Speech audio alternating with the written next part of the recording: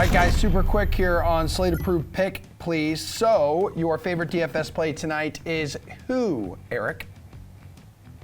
Yeah, I think there's some pitchers that are under 8,000 that I like a lot. I'm not sure if I like Blake Snell at 7,700 or Tarek Skubal at 7,400. I think I'm going to go with Skubal here.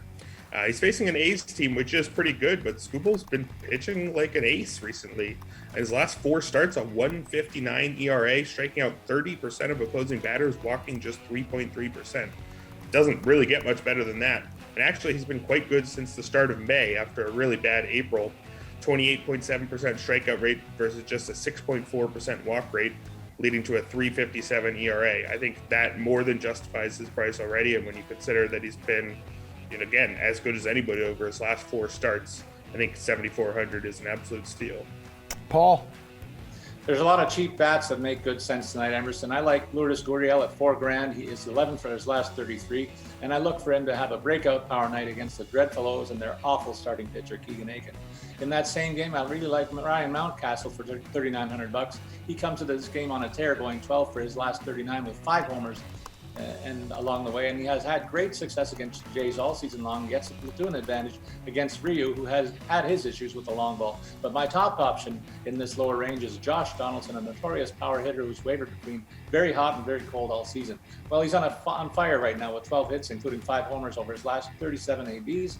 He faces Zach Davies, who's been terrible over his last 10 starts, pitching to an unsightly 6.49 ERA with 13 homers allowed in only 43 innings pitched. Take the hot batter over this frosty pitcher tonight. Okay, Matt, bring us home. So as much as I love team stacks of teams that are bad just to get leverage against highly owned pitchers, I do think some of the best opportunity we get in DFS is when there are actually really good offenses that just aren't getting attention.